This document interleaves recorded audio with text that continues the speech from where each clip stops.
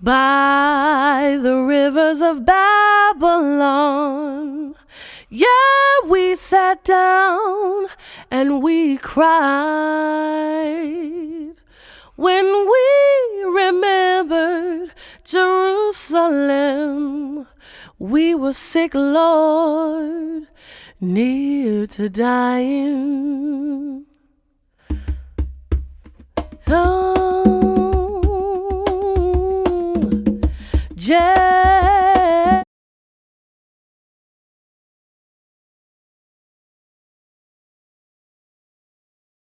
Shalom, everyone, and welcome. Shalom and welcome once again to the D.C.B channel, to the Facebook page, CHOKMAH, BINAH, and the same on D.C.B channel on YouTube. Welcome, everyone. Glad to see everyone tonight. Sorry for the late start, for the 15-minute late start, but like I said, I'm working alone here. Sometimes I get a little backtrack because of everything that I have to do. So Shabbat Shalom, everyone, to everyone in the room. My name is Uziel Lewy. Shabbat Shalom, Devorah B. And I'm a member of Congregation D.C.B and a teacher at the same congregation.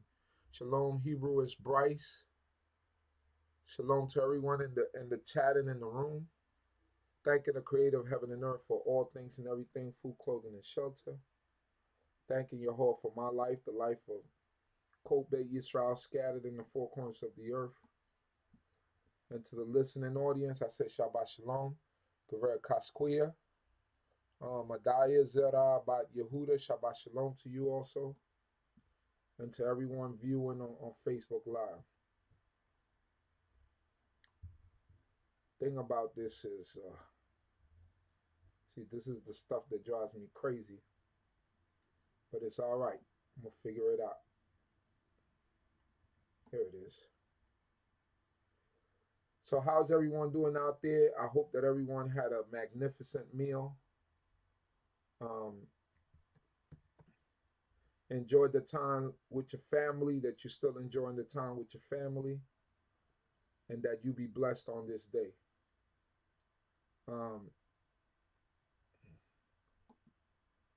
Thanking the Creator of heaven and earth for all things and everything, food, clothing, and shelter. And I give glory to my great Maker for everything that He's done for me. Being there for me in my life, my family, and even through the ups and downs, through the bumps and bruises, through the hard times, and through everything that us as mankind we go through, as human beings we go through. I give glory unto this great King for making me go through them and making me understand that there is no king but Him. So I give glory to this great King for being there for us, for supporting us and being with us. Shabbat Shalom, More Tavel. Shabbat Shalom to everyone in the building. This weather is really crazy because last week we was walking around in t-shirts early. Well, yesterday was 70 degrees. Today was back to winter. So the weather fluctuates up and down. But once again, and some of the trees already started blooming, so that's gonna throw off that whole mathematics right there. But it's good because we give glory to the Creator. I give glory to His high and holy name. I just want to Azaria Yasharal, shalom to you. My voice is slowed in real time. Yeah, I have to figure out that glitch. I don't know what's going on. There's a glitch in the matrix somewhere in there. So I have to figure that out. I have to see what is it that's causing that delay and what making it do that. Shabbat Shalom, Malakia Sadak To Sadak, Judah, Shabbat Shalom to you. Watching us on Facebook Live, Shabbat Shalom to you. May the Most High God be with you and bless you.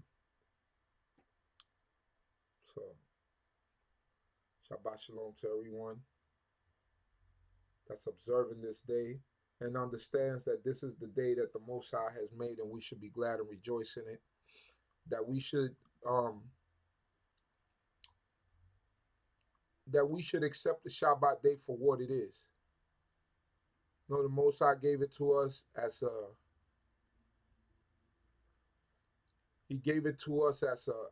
day that we should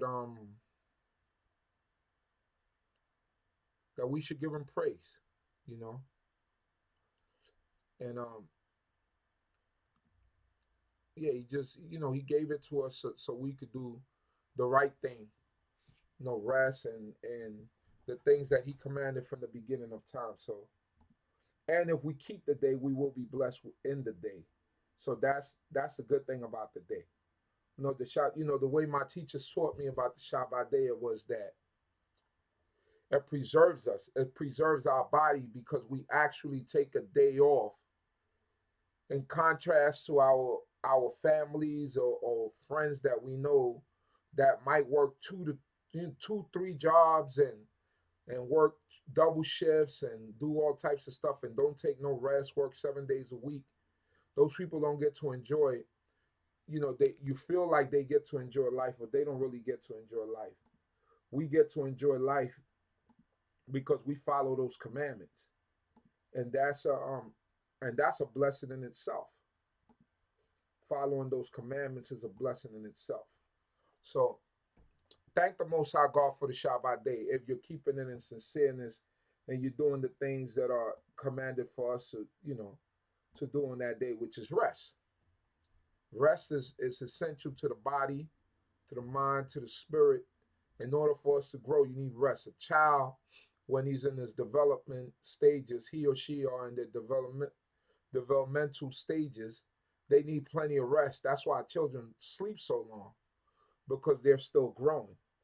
So keeping those things in mind, when the Most High God gave us the day of rest, it's not only a day for us to, it's not only for the children, but as adults, we also grow spiritually because we get a greater connection with the Creator.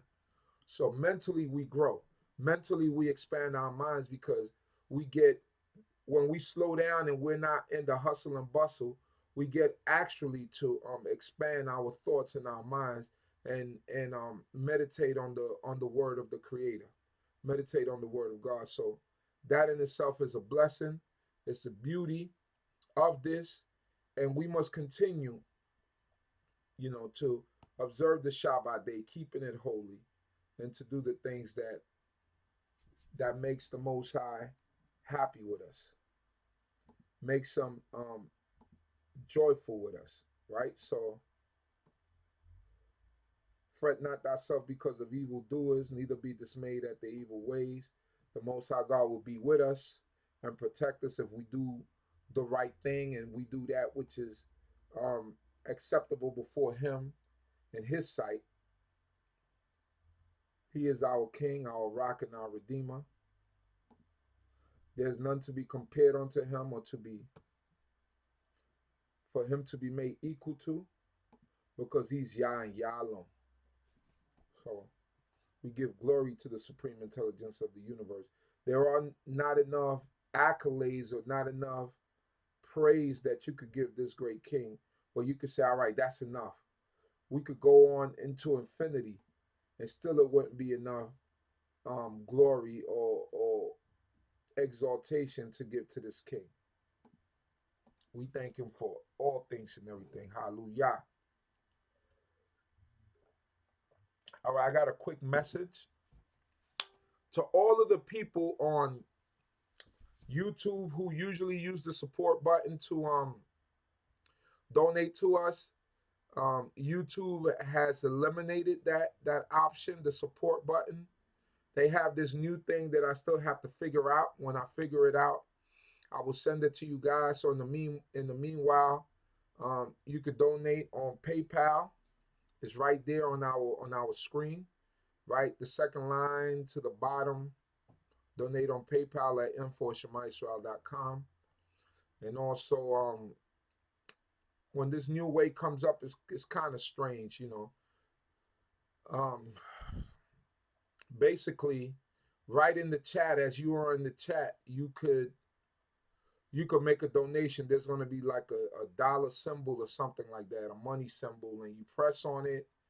You put the amount of donation you want to give, and your comment will be pinned to the top, depending on how much you donate. So the more you donate, the longer your comment stays at the top, showing that you are a person who donates. So you'll get to that. So on Facebook, um, you could also donate at on PayPal with that same address that I gave out. So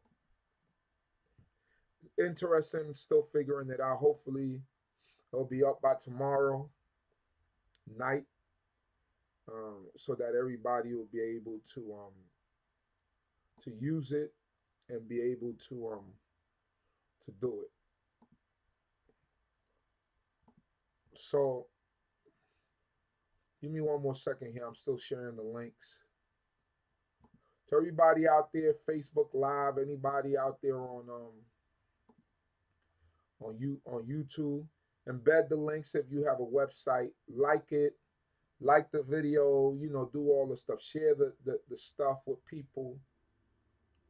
That's what we need to get the word around. We need everybody to cooperate and get the word out there and do what they have to do, because I'm sharing it into so many groups, but you guys might know all the groups out there. So how's everyone doing out there? How's everyone feeling out there? Torah YAH for this day. I want to talk a little bit about the the period of time that the Christians are into right now, the association with Mardi Gras, um, and everything that was just celebrated this past weekend. This past week, I mean, on Tuesday, and the association of all these things in the Catholic Church and the church and how everything goes. So I'm going to get into that later, but today we're going to end out the Tanakh. We're going to go through the last 6 books so that we could all see, know how to pronounce them, know how to say them, and we'll have something underneath our cap. Something new underneath our cap for those of you that didn't know.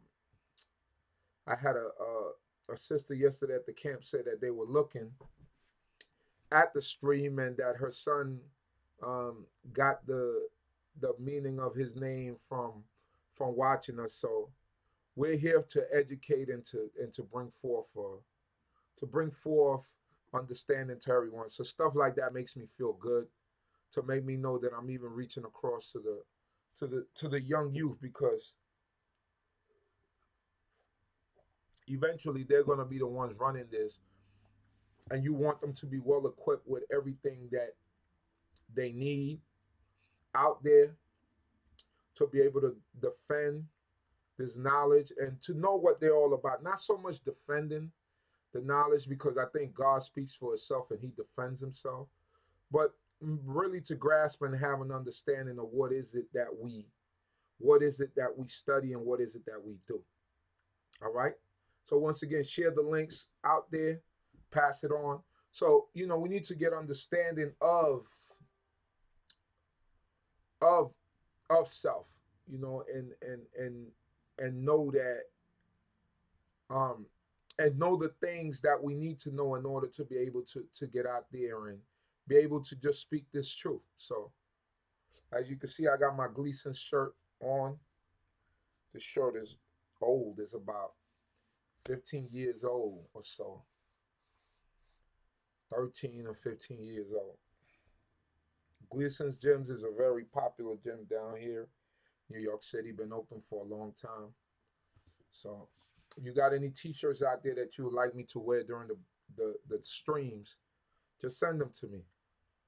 Um, Send them to me to the address 460 East 54th Street, Brooklyn, New York, 11233.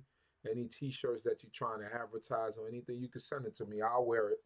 As long as it doesn't have, any deities on it, or it doesn't have any, I know we have some messianics that listen to us, so I'm not going to wear something that says Yahweh Shai or Yeshua or anything like that. All right. So that's for all the messianic brothers and sisters who's out there listening to us, because I know there's quite a few of them that listen to us, but that's not what I'm not going to put that on. So, Hebrew is Bryce, you have the flu. May the Most High God be with you and bless you and give you health. Also, that the Most High God continue to be with Imamuna and her loss. Also, with the family of my brother Yohana-san, who lost his uncle, Adon Dawi, the singer of Israel. And you know what? I wanted to do something and I kind of messed up. Well, maybe I could do it now. Let me see if I could pull something up right here.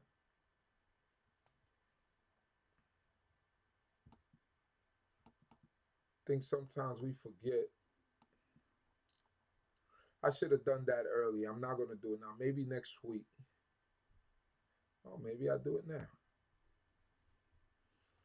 What I was going to do is, or what I want to do is,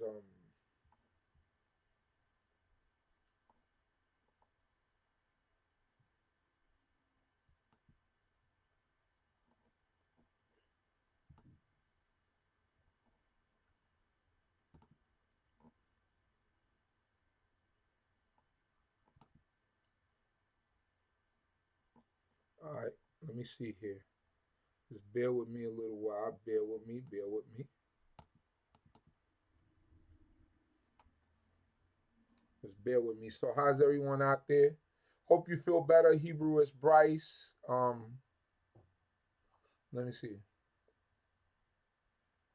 Hannah Lewy, Shalom, Princess Hannah, and everybody else that's on with us. I can't see how many people are on with us right now, but it's all good. Just trying to find something here real quick. Here it is. We got the iTunes here.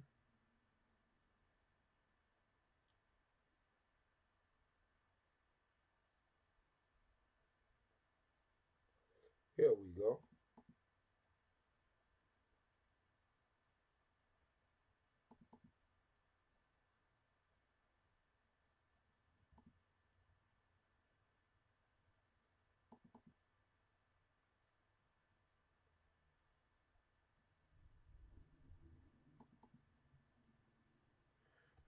All right, those of you that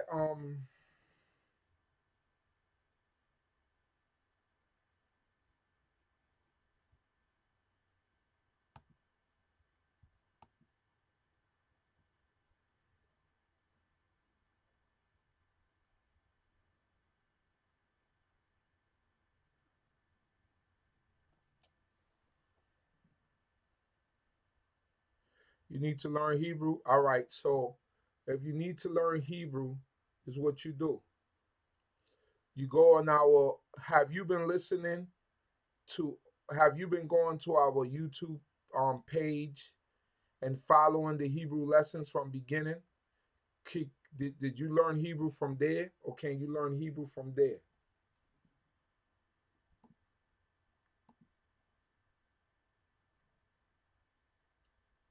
See if you could learn it from Mori Yiftop first, and then we could talk. Maybe I will go through a slow olive bait here with everyone. Then that way we could everyone could get it together. Know what I'm saying? So let me know. Shalom Mordecai Naftali. Shabbat Shalom, my brother. So once again, I'm not I'm not getting to pull up that thing. So what I'm gonna do is I'm gonna pull up Shabbat Shalom Kashum Levy and everyone else that's tuned in with us, hoping and praying that the Creator of heaven and earth be with you all. Let me see here. Let me pull that thing up. There you go.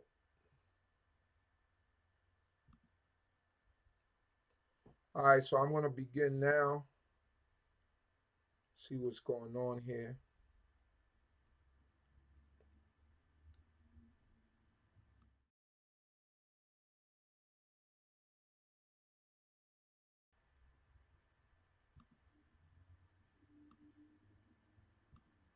All right.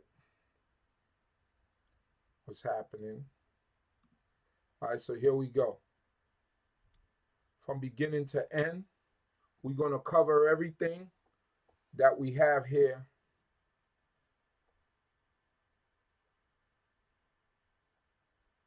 We're going to cover all the books of the Tanakh. I wish I could transfer it.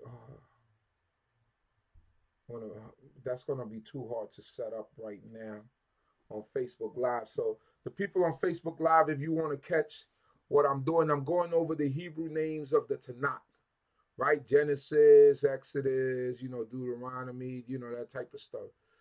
Genesis, Exodus, Leviticus, Numbers, Deuteronomy, Joshua, all those books. I'm going over them in Hebrew so that you know the correct pronunciation of the words and how you say it in Hebrew.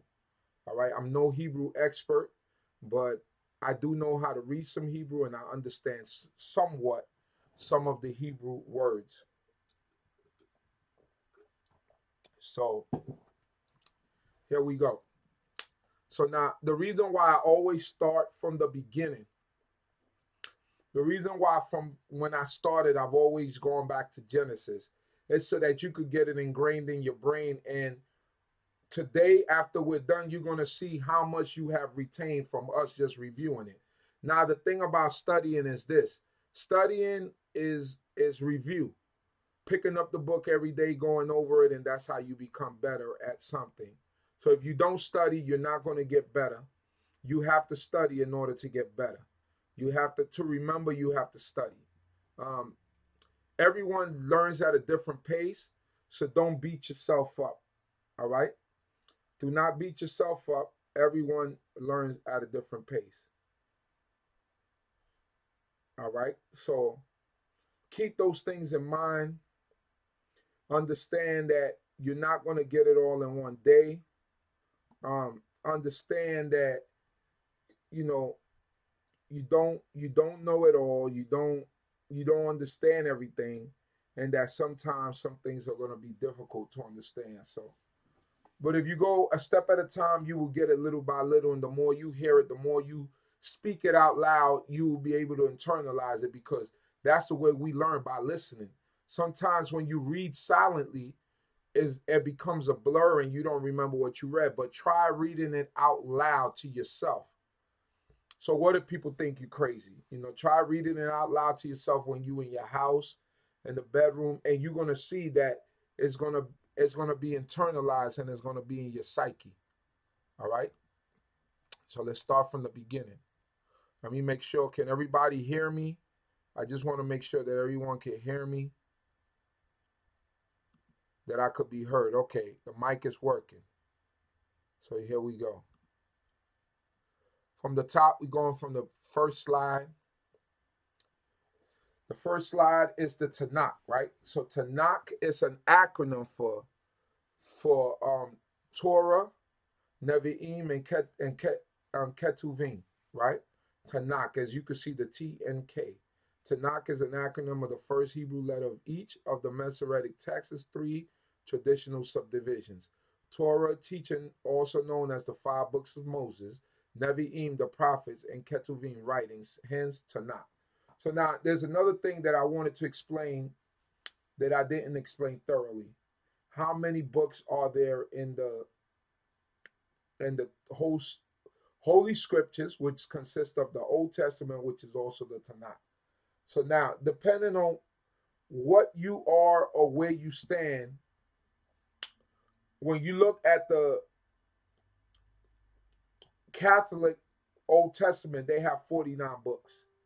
Why do they have 49 books? Because they also include the books of the Apocrypha in the Catholic's Old Testament, right? Now, when you get to the Protestants, right? King James was a Protestant. His book has 36 books. They eliminate the books of the Apocrypha. They didn't they didn't canonize it in the KJV version. They don't include it, so they have 36 books, which is pretty much what the majority of the world follows. For most part, the King James version, in Spanish, I believe it's called La Reina Valeria, which is probably the same thing. And the Tanakh, which is what we're reviewing, it consists of 24 books. Why does it consist of 24 books? Because they take what they call the minor prophets, and we're going to get to that, and make it the 12 minor prophets and make it into one book. So remember, the Catholic Old Testament consists of 49 books because they include the Apocrypha. The Protestant Old Testament consists of 36 books because they don't include the Apocrypha. And the Tanakh, what we're reviewing right now, consists of 24 books. And that's because the 12 minor, what they call the 12 minor prophets, they consider one book. So hopefully you learned something there. Torah. Torah means instruction, teaching, right? So those are the first 5 books. The first 5 books consist of the book of Genesis, Exodus, Leviticus, Numbers, and Deuteronomy. So those are the first 5 books of the Torah, right? The first 5 books of the Tanakh, the first 5 books of the Old Testament, the first 5 books of the Bible. They don't change in order. Now, as we go along, in different books in the Protestant, which is the KJV, and the Torah and the Tanakh, they begin to the order of some of the books begin to change, right? So in the Old Testament, in the Protestant or the KJV, the last book in the Old Testament is the book of Malachi. And the Tanakh, the last book of the Tanakh is second book of Chronicles. So it just shows you the difference. And I believe what King James tried to put everything in chronological order, meaning he tried to put things where they went or where they belong. All right, and that's what happened there. In the Tanakh they concentrated more on keeping, the writings together, the prophets together, and the Torah together. All right, but like I said, all the books have all of them, whether it be the Tanakh, whether it be the Holy Scriptures, whether it be the Catholic Old Testament or the Protestant Old Testament, the first 5 books is always the order that I gave earlier. Genesis, Exodus, Leviticus, Numbers, and Deuteronomy. All right, the first book in the Old Testament is the book of Genesis. And origin, it means creation or beginning, is Greek. In Hebrew, you say Bereshit. Bereshit, in the beginning. Beit, Resh, Aleph, Shin, Yod, Tau. The next book is the book of Exodus. Exodus means a going out, a departure, or immigration, usually of a large number of people. In Greek, that's the Greek meaning, exodus, right? And in Hebrew, you say Shemot. Shemot. Shemot means names, all right? The next book is the book of Leviticus.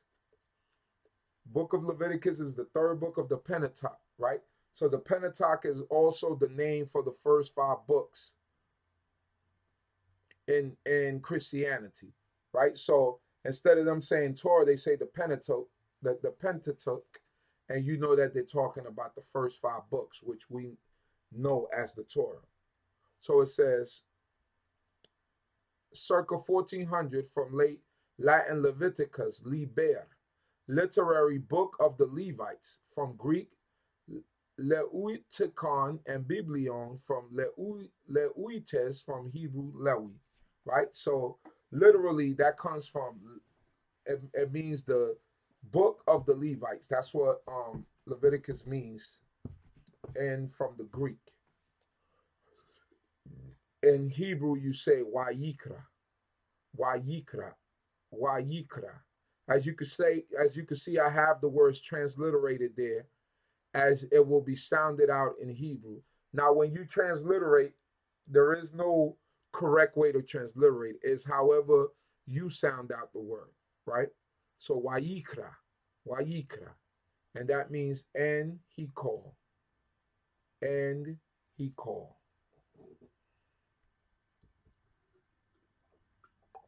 Wayikra. Move on to the next one. Next book is the book of Numbers. Numbers. The name of the book comes from the 2 censuses taken of the Israelites. Numbers is Greek, and we know what numbers mean, so we don't need to get the definition for that. But nonetheless, in Hebrew you say Bemidbar, Bemidbar, Bemidbar, Beit Mem, Dalet, Beit Resh, Bemidbar. And that means in the desert of what? In the desert of Sinai. The next word is Deuteronomy. Deuteronomy. Deuteronomy literally means second law.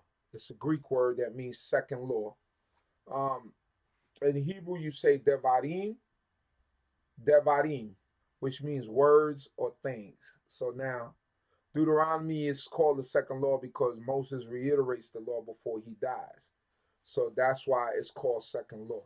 So Devarim means words or things. Devarim. Dalet, Veit, Resh, Yod, Mem Sofi. Devarim. So now, Devarim or Deuteronomy concludes the Torah, the first 5 books, or the Pentateuch in Christianity, which also is the first 5 books of the Old Testament. So the next section that we get into in the Tanakh is the noon part or the N, right? Remember, it's TNK. That's the acronym, Tanakh, right? So Nevi'im. Nevi'im means spokesperson. Spokesperson, right? Nevi'im is Nun, Veit, Yod, Aleph, Yod, and Mem Sofit. Nevi'im. Spokesperson or prophets. Is the second main division of the Hebrew Bible, the Tanakh, between the Torah, instruction, and Ketuvim writings. Contains 2 subgroups. The former prophets, Nevi'im Rishonim, and the narrative books of Joshua, Judges, Shemuel, and Kings. And the latter prophets, right? Nevi'im Akaronim, the books of Isaiah, Jeremiah, Ezekiel, and the 12 minor prophets. So that's what Nevi'im means. So the next book, or the first book in the Nevi'im, is the book of Joshua. It's the 6th book of the Holy Scriptures and the first book of the Deuteronomistics history.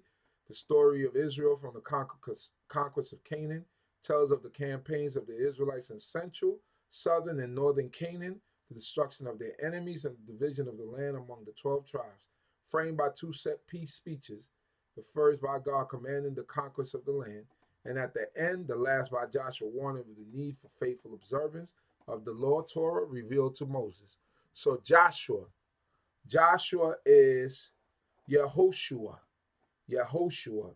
Now remember, he was given the name by birth Hosea, which just means salvation. But when he came before Moses, Moses changed his name to Yehoshua, which means Yehovah is salvation.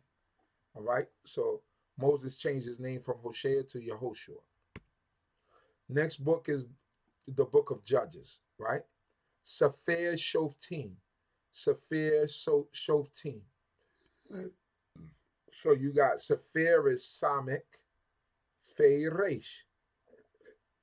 Shoftim is Shin, Fei Tau, no Tet.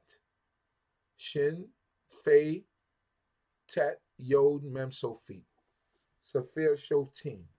It's the seventh book of the Holy Scriptures and the Christian Bible. It contains the history of the biblical judges, the divinely inspired leaders who direct knowledge of Yahweh, allows them to act as champions for the Israelites against oppression by foreign rulers, and models of the wise and faithful behavior required of them by their God, Yahweh, following the exodus from Egypt and the conquest of Canaan.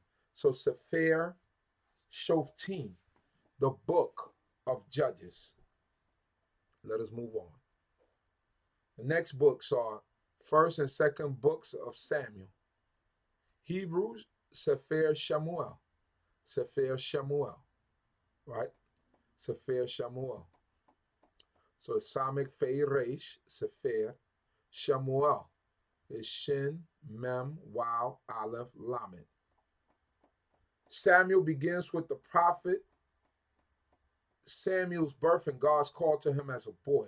The story of the Ark of the Covenant follows tells of Israel's oppression by the Philistines, which brought about Shemuel's anointing of Saul as Israel's first king.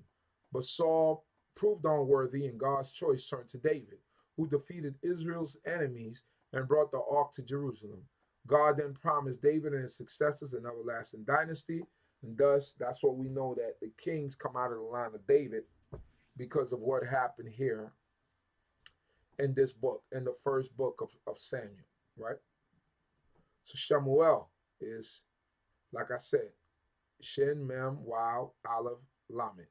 And his name means name of God, God has heard. Shemuel.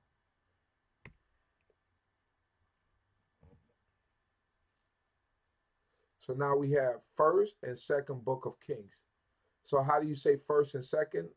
Aleph, Beit, Sefer Melakim. Aleph, Beit, Sefer Melakim. Sefer Melakim. So Sefer, once again, is Samek, Fei, Resh. Melakim is Mem, Lamed,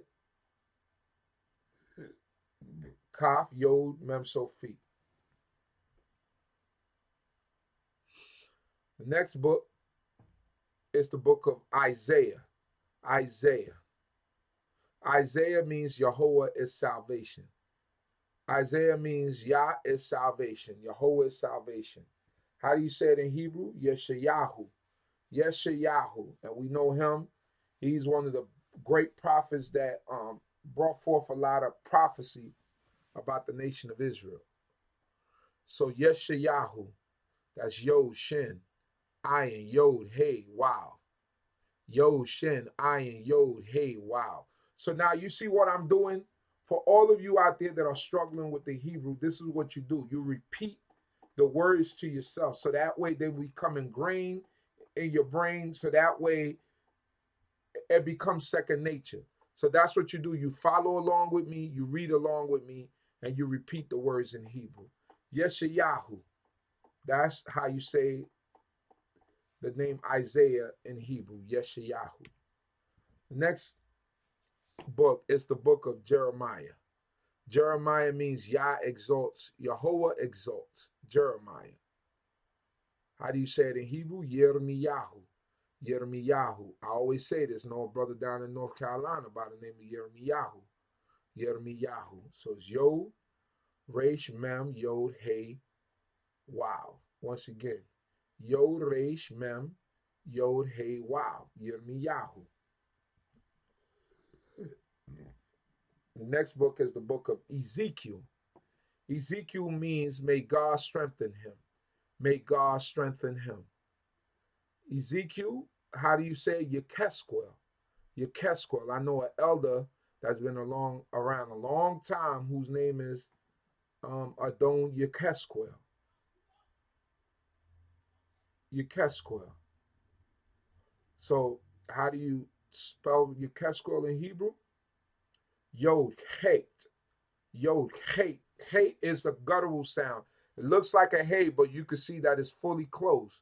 So that's Yod Hate, Zion, Kuf, Aleph, and Lamed. Once again, Yod Hate, Zion, Kuf, Aleph, and Lamed. Yekeskel. All right, so now we still in the Nevi'im. But like I told you, in the Tanakh, the 12 or the Torah I saw, the 12, right, which they call quote unquote the 12 minor prophets, they are counted as one book, right? So they're called the 12. So in the Tanakh, they're counted as one book. That's why the count of the Tanakh is only 24 books. It's considered to only have 24 books in the entire Tanakh, right? But like I explained earlier, in the Protestant Bible, there's 36, and in the Catholic Bible, there's 49. So now, the minor prophets or 12 prophets is Aramaic, right? Arei Asar, or Terei Asar, that's Aramaic. Occasionally, Book of the 12 is the last book of the Nevi'im, the second main division of the quote-unquote Jewish Tanakh. The collection is broken up to form 12 individual books in the Christian Old Testament, one for each of the prophets. The terms minor prophets and 12 prophets can also refer to the 12 traditional authors of these books. So first of that Terei Asar, or the minor prophets, or the 12, is the book of Hosea. Hosea. That's how we say it in English. Hosea. Hosea means salvation. Hosea means salvation. In Hebrew, how do we say it? We say Hosea. We say the book of Hosea. That's how we say it in Hebrew. Hosea. And what Hosea means salvation. Son of Beri was an 8th century BC prophet in Israel who authored the book of the prophecies bearing his name. He is one of the 12 prophets of the Hebrew scriptures, also known as the minor prophets of the Christian Old Testament. Hosea or Hosea is often seen as a prophet of doom, but underneath his message of destruction is a promise of restoration. The period of Hosea's ministry extended to some 60 years, and he was the only prophet of Israel of his time who left any written prophecy. So that's Hosea. The next book is the book of Yoel. Yoel means Yahweh is God. So now Yoel. The Hebrew alphabet does not have a J sound. Yoel, right? So how do we say it in Hebrew than in English? We say Yoel. Yoel. Yod, Waw, Aleph, Lamed. Yoel. And his name means Yahweh is God. The next book is the book of Amos. Amos. Amos means burden. Amos means burden. And you spell it Ayin, Mem, Waw, Samet. Amos. So now, like I keep explaining that, if you spell the same word, right? But at the end of it, you take away the Samic and you add a Sade Sophie, right? A final Sade, Sade Sophie. Now the meaning of the word or of the name changes from burden to strength. So my son is not really Amos, right? Or Amos, as everybody calls him, Amos, right? His name is really Amos, with a Sade Sophie, which his name means strength or strong. Amos, not Amos. It's not Amos. It's not Amos, but it's Amos. Amos. So there's a distinction in the name. Next one. Obadiah. Obadiah, right? In English, they say the book of Obadiah. Obadiah means servant of Yahweh. Servant of Yahweh, right? Eved, you see the word Eved there. You see the root, when you look at the Hebrew, you see the root for Eved, Avad, which means servant or slave, right? So now we say Obadiah, and then when we say it in Hebrew, we say Obadiah, Obadiah, Obadiah, right? So now how do you properly pronounce it? Obadiah, Obadiah, servant of Jehovah, Obadiah. Beautiful names now. These Hebrew names are beautiful when we pronounce them in the proper way that they are to be pronounced. Obadiah. The next book is the book of Jonah. Jonah, which means dove or pigeon. So now once again, there is no J in the Hebrew language. So we say Yonah, Yonah, Yod, wow, Noon, Hey. Now you see how the Hey looks? Now remember when I showed you the Kate earlier, that was completely closed. That little part was completely close where there's the gap opening, right? So, Yonah. Yonah. Next book. The book of Micah. We say the book of Micah in English. Micah. But in Hebrew, no, now the name means, Micah means who is like. Who is like? Who is like who? Like God. Who is like God? But the name is who is like. Who is like, right?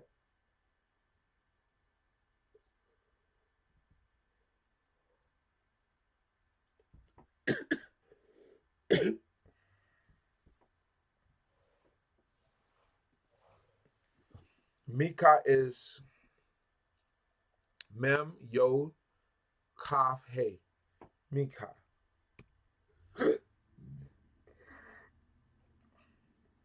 The next book is the book of Nahum or Nahum, right?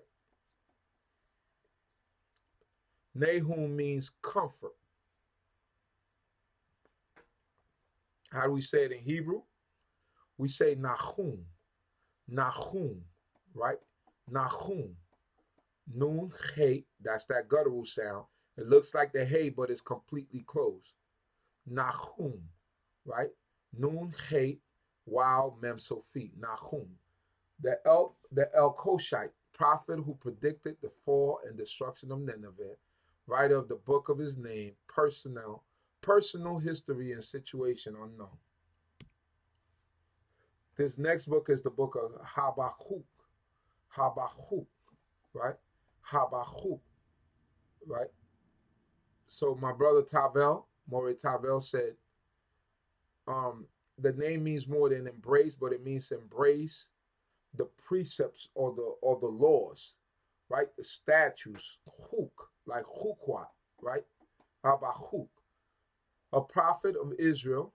So you spell his name Chet, Veit, Huf, Wow, Huf. A prophet of Israel who wrote the book by that name, probably lived about 12th or 13th year of the reign of Josiah. The next book is the book of Zephaniah. Next book is the book of Zephaniah. Zephaniah means Yahweh has treasured. Yahweh has treasured, right? But now let's hear how it sounds in Hebrew and tell me if it sounds beautiful in Hebrew. Zephaniah, it's a good name. It's a nice name. But in Hebrew, you say Zephaniah. Zephaniah. Zephaniah. Yes. Sade, Fe, Nun, Yod, Hey. Zephaniah, the ninth in order of the 12 minor prophets, descendant of King Hezekiah of Judah, and prophet in the time of King Josiah of Judah. Zephaniah. Next book is the book of Haggai, right? Haggai means festive. In Hebrew, how do you say it? Haggai. Haggai, which is a guttural sound. Haggai, right? The Chet, Gimel, and Yod. Chet, Gimel, and Yod. Haggai. 10th in order of the minor prophets, first prophet to prophesy after the captivity. Haggai.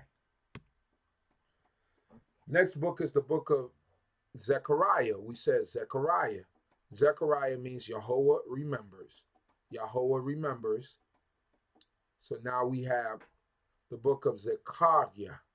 Zechariah. Zechariah means Yahweh remembers. So we got a Zion, Kaf, Resh, Yod, Hey. Zechariah. 11th in the order of the minor prophets, a priest, son of Berechiah and grandson of Edo, who along with Haggai directed the rebuilding of the temple in the days of Zerubbabel. So we have it. Excuse me. The next book is the book of Malachi. Now, in the Protestant Bible, which is the KJV, the book of Malachi is usually the last book of the Old Testament, right? But not so in the Tanakh. So it's Malachi, my messenger, right? My messenger. Malak means messenger. Once you say you put that chai at the end, it makes it first person. So it's my messenger. Malachi. That's how you say it in Hebrew. Malachi. Malachi. Malachi. Mem, Lamed, Hey, Ha, Yo. The last book of the Nevi'im, but not the last book of the Tanakh. However, the Christian's Bible, this will be the last book of the Old Testament. As we already discussed. Ketuvim, this is the last section of the Tanakh, right? Torah, which is instructions, laws. Nevi'im, which is the prophets, teachers, and Ketuvim. Ketuvim are the writings. Biblical Hebrew. Ketuvim is Kaf, Tau, Wav, Veit, Yod, Mem, Sofi. Ketuvim. Ketuvim. Writing is the third and final section of the Tanakh Hebrew Bible after Torah instruction and Nevi'im prophets.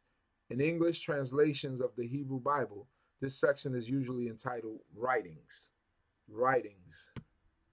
So now let's get to these writings. The first one is the book of Psalms. The book of Psalms. Psalms is from the Greek psalmos. It literally means song, song to a heart. A song, song to a heart. A song, sung to a heart, right? That's what Psalms mean. But in Hebrew, how do we say it? We said Sefer, or the book of Tehillim. Tehillim. Tehillim means praises.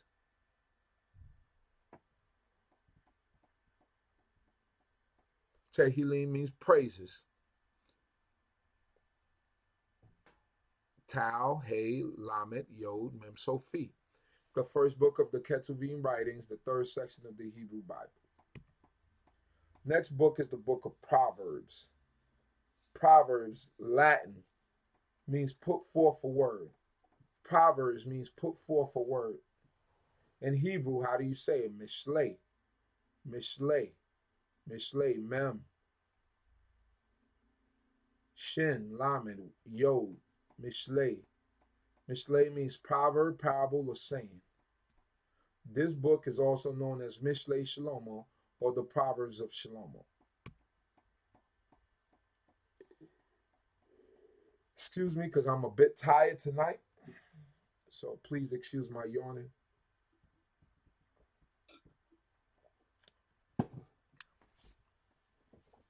Job means hated. Job means hated. How do you say it in Hebrew? Eov. Eov. Eov. Eov. Aleph, Yod, Wav, Veit, Eov is a book in the Ketuvim, or writings section of the Hebrew Bible, Tanakh, and the first poetic book in the Old Testament. The next book is Song of Songs. Song of Songs. How do you say that in Hebrew? Shir Hashirim. Shir Hashirim. Shir is Shin Yod Resh. Hashirim is Hey Shin Yod Resh Yod Mem Sofid. Hashirim. Song of Songs. Next book is the book of Ruth. Ruth means friendship. Root. Root. Root. Megillah Ruth, or the Scroll of Ruth. One of the 5 Megillot is included in the 3rd division of the writings, Ketuvim, of the Hebrew Bible and the Christian canon. It is treated as a history book and plays between Judges and 1 Samuel. It is named after its central figure, Ruth the Moabitess, the great-grandmother of David. So the book of Ruth is about the great-grandmother of King David. The next book is the book of Lamentations. Lamentations means passionate expression of grief or sorrow, weeping. Weeping, right? But in Hebrew, how do we say it? Ekah, ekah, ekah, ekah. That's Aleph, Yod, Kaf, Hey, ekah. How, it means how the city in Hebrew. How the city. It's a collection of poetic laments for the destruction of Jerusalem. In the Hebrew Bible, it appears in the Ketuvim writings beside the Song of Songs, Book of Ruth, Ecclesiastes, and the Book of Esther. The Megillot of 5 scrolls. Although there is no set order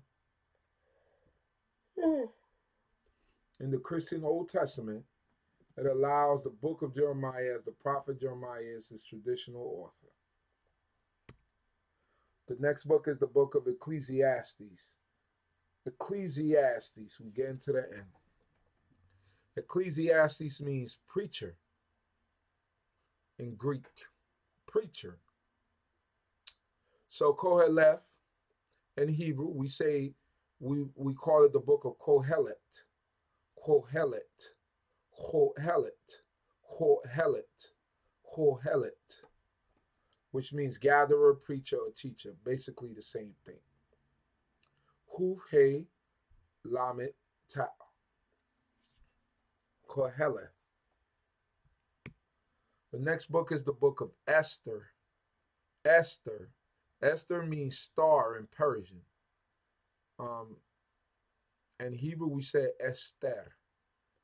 Esther. Esther. Right? Aleph, Samik, Tau, Resh, Esther.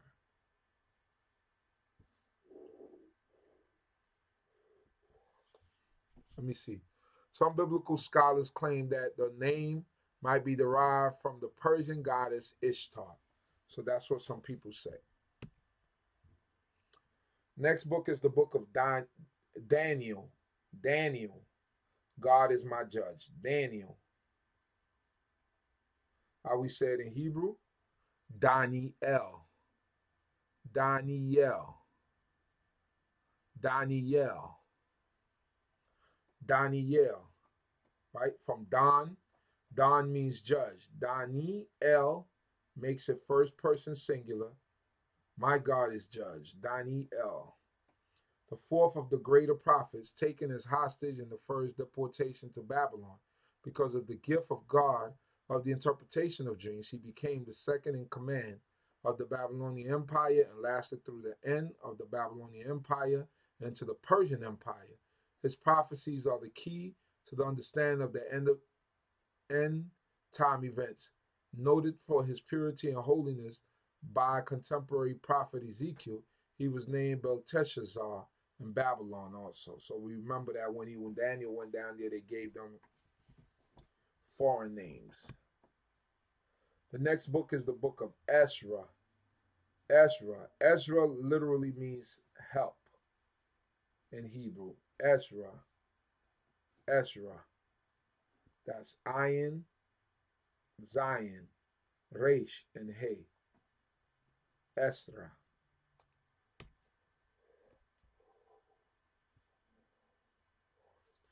The next book is the book of Nehemiah.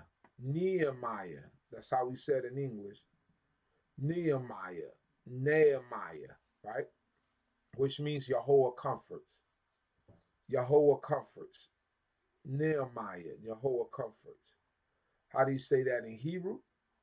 Nehemiah, Nehemiah, Nehemiah, Nehemiah, right? That guttural hate, right? Nun, hate, mem, yod, and hey. Nehemiah. That's how you say it in Hebrew. And now, as for the final books, we have the first and second books of Chronicles. Chronicle is a factual, written account of important or historical events in the order of their occurrence. So that's the definition of the book of Chronicles if you read the book of Chronicles. How do we say it in Hebrew? Divrei Hayami.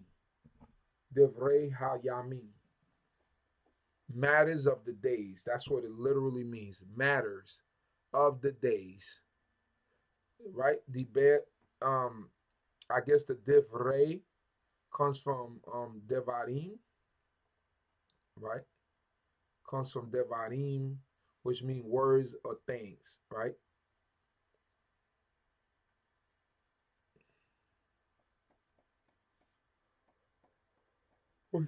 Which means words or things. So matters of the days. So that concludes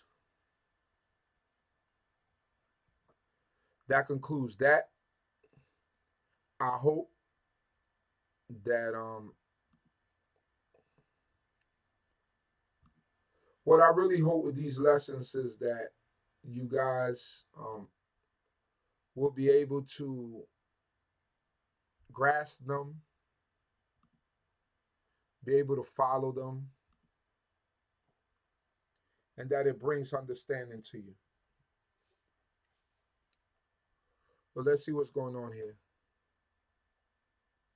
Yes, it's like learning your ABC. That's what it is. Shabbat Shalom, Malaka Yah ben Yisrael. Shabbat Shalom, Ma'avare Yasharal. Shabbat Shalom, Ya'ir Emet. So that's for everybody online that wanted to learn what was going on. So I'm extremely tired tonight, and I can see that a lot of people are extremely tired because the stream is not like how it usually is, and I know a lot of people probably went to sleep already. So I just want to touch on a couple of things. This past week, it was big carnival season, and this past Tuesday and Sunday, carnival. I believe comes from the word carnival comes from a Latin word that means like to eat up the meat, carnivale, or to eat up the meat. Because what happened during carnival season is, or during this time of the year in Italy, or in Rome, the church would tell the people, oh, prior to that, there was a lot of things that they didn't want to leave over for the winter season because they will die out. So they would have these big feasts on what we know today as Mardi Gras, right? Fat Tuesday. That's all Mardi Gras means, Fat Tuesday. That's the French word. Mardi Gras is the French way to say Fat Tuesday. So this is how it was all coincided with the Catholic Church. The Catholic Church, seeing that they could not, I always explained this, that they could not break away the people from idolatry. So they adopted a lot of pagan ways in order to gratify and to satisfy the people that were pagan that they wanted to make Christians. Now remember, Constantine and the Constantine changed the state religion of Rome from paganism to Christianity, right? He became a Roman Catholic. But if you see Constantine coin, right, you can see that he was a pagan because his coin has the symbol of the sun, show that they used to sun worship. So these are all things that we have to keep in mind. So in I believe 325 CE Common Era, that Emperor Constantine made at the what do you call it? The Conference of Nicaea, or I forgot how to say it. I'm just tired right now, so things are not coming as easy to me. So during that time, Emperor Constantine, which was the Emperor of Rome, changed. He changed to Christianity and made Christianity the state religion of Rome. So this is what we're dealing with. So now Carnival and the revelry that comes with Carnival, a lot of it was adopted from paganism, like the carnival, right? So then we get to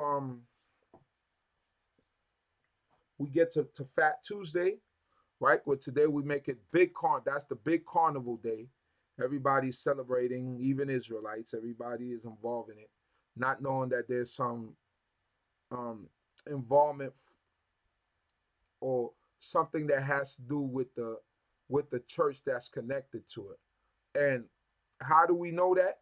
Because right after carnival season, after you do all the debauchery and all the things that you get into on carnival on Tuesday, right after you come hung over and you might have committed adultery and did all types of stuff, then you come to the Catholic Church. The Catholic Church said, "Come on, my son, come on, my daughter." They put ashes on your head, and the day that they put ashes on your head, they call it Ash Wednesday, right? Now, mind you, the Most High God already gave us holy days. This is one thing we have to keep in mind. The Most High gave us holy days. Can you find me anywhere where it says that Ash Wednesday is a day we should observe, or Good Friday, the Lent period, all those things, So what happens during these times, and like I said, you have the carnival on Fat Tuesday. Everybody comes to church, put on ashes on their forehead, walk around with it all day as if they're sanctified and holy. I guess the ashes on the head is a representation of trying to be humble. Like how our forefathers used to sit in ashes and put ashes on their heads and sit with sackcloth. I guess is some sort of thing like that. Not really knowing. So the Council of Nicaea, I knew it would come to me, the Council of Nicaea. So what happens is that during the Lent period, Christians abstain from, some of them from eating meat.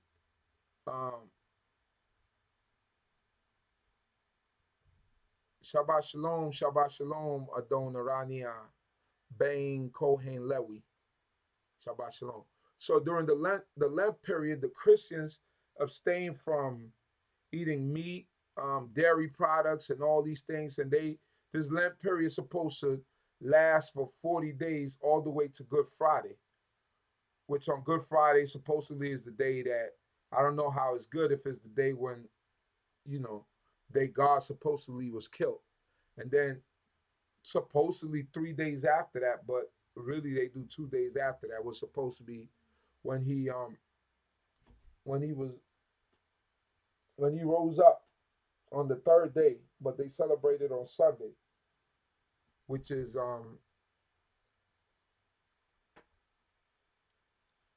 actually 2 days. So this is what this whole Lent period is now. So you will see true Christians and Catholic, they'll refrain. Some of them won't eat meat. Some of them, this is the period of time that they find to, like, maybe stop smoking, to make some type of resolutions. Like the true Catholic Christians, like, this is what they do. So this is what the whole Lent period is about, and when you look at it, it's all connected. Before Good Friday, that Sunday before Good Friday is Palm Sunday. So that's the day when supposedly Jesus entered Jerusalem and the people, and on 2 donkeys, because that's what the New Testament says. He was on 2 donkeys. I don't know how that was possible, but it says on 2 donkeys, and the people were waving palm leaves and going Hosanna, Hosanna, right? So, which means Savior, Savior, or something of that matter. Yes, they make a cross on your forehead with ashes, but I guess the ashes on the head is a representation of and that's just me taking a guess. It's of being humble, because remember in the Old Testament, our forefathers, when they wanted to repent, or they wanted to fast, or they wanted to go through some type of penance, they'll sit in sackcloth with sackcloth on and put ashes on their head, and do things like that.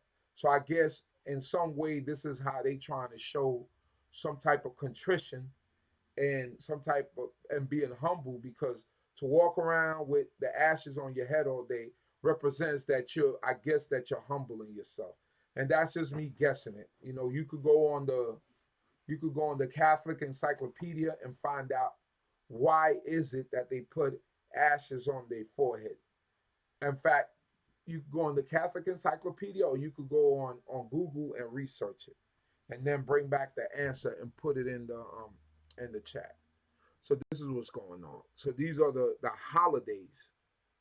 These are not holy days, right?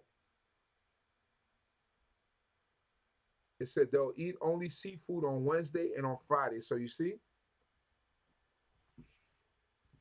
somebody that knows better than me. But there's abstinence of a lot of stuff.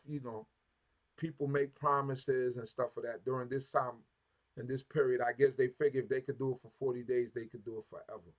So these are things that are done. As far as how do you say it? So the holy days of the Most High God, right? The Most High first tells us of the Shabbat day. That's the first holy day that we are commanded to observe. We see that all the way in the book of Genesis, in the very beginning, where the Most High told us, Genesis chapter 2, where the Most High told us that if we keep it, that we should be blessed in the day. So we see that that's a holy day commanded by the Most High. Not a holiday, but a holy day. And the Most High commanded us how we should observe it.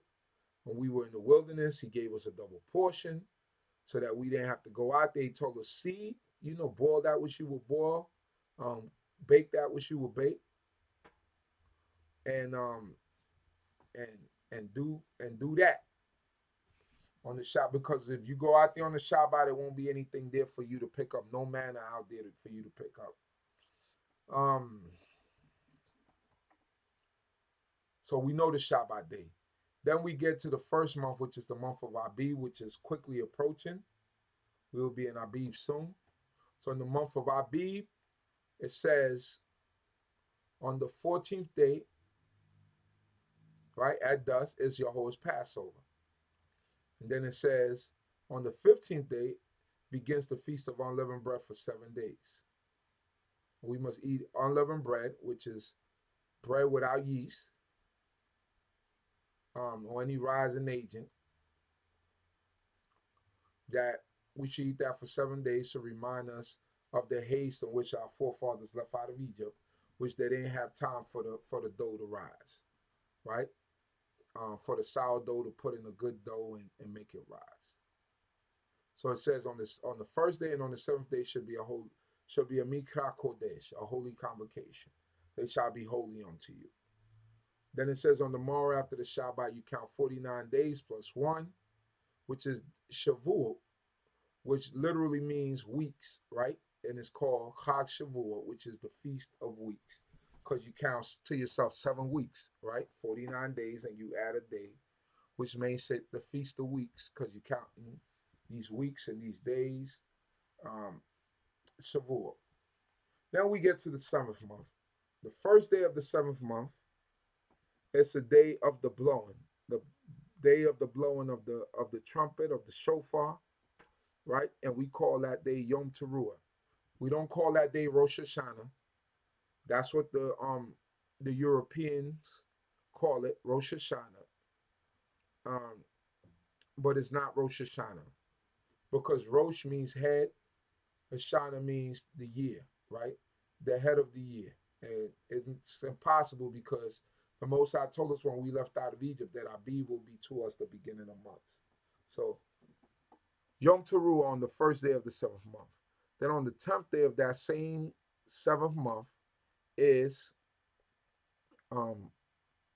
Yom Kippur, Yom HaKippurim, Yom HaKippurim, right? Which means Day of Atonement. So that's the day for us to confess our sins before the Most High God and come before Him and hope that He gives us forgiveness for all the iniquities that we have committed. Then after that, you got Chag. On the 15th day, you got Chag Sukkot, right, which is the Feast of Booths. And we have to build booths within all our dwellings. And these booths are to remind us of how we dwelt in the wilderness, how our forefathers dwelt in the wilderness. But then it says 8 days, right? You feast for 7 days, and on the 8th day is the Shemini Atzeret, which is the solemn day before the Creator. It's the day of reflection. The Most High has just blessed us, and now the Most High just wants us to rest and reflect on that day. So those are the holy days appointed by the Most High God. No more, no less. When we celebrate Hanukkah and we celebrate Purim, those are not holy days. The new moon is not called a holy day. Although we put up offerings and is mentioned in the Tanakh, it was never mentioned by God as being a holy day. So these are things that we keep in mind, the understanding that we get, and the things that we do in order to edify ourselves and become good and righteous servants before the Creator of heaven and earth. So I thank the Creator for that. So with that, if there are no questions, because I'm very tired at this moment, I will give glory to the Most High God. Now, once again, remember, those of you that like to donate or would like to donate,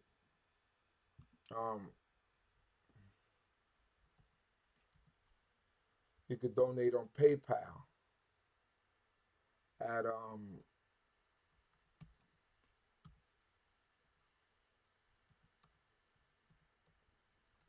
going to write it up there.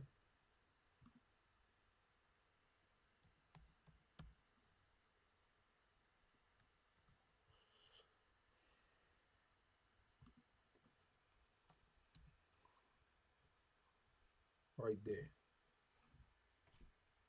So PayPal, you could go there because the support button, they eliminated that on YouTube. So I know some of you usually go that route, and this is the other route on PayPal.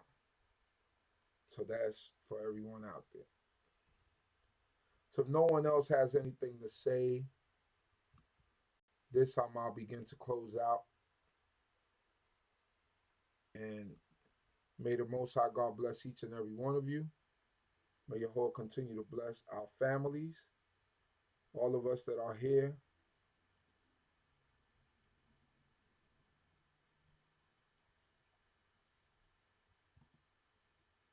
May Yahuwah be with us and protect us.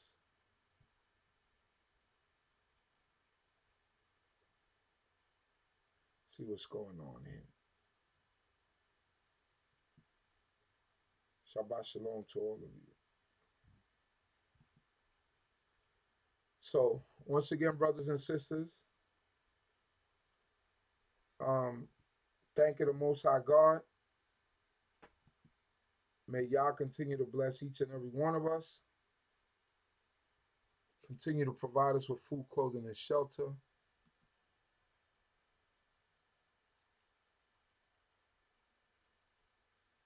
Continue to be with us, Kobe Yisrael, in the four corners of the earth. And I hope that the Most High God will bless each and every one of you with health and with strength. and with all things that are desirable in your mind and righteousness. Hallelujah. Shalom, shalom. May Yah bless you all.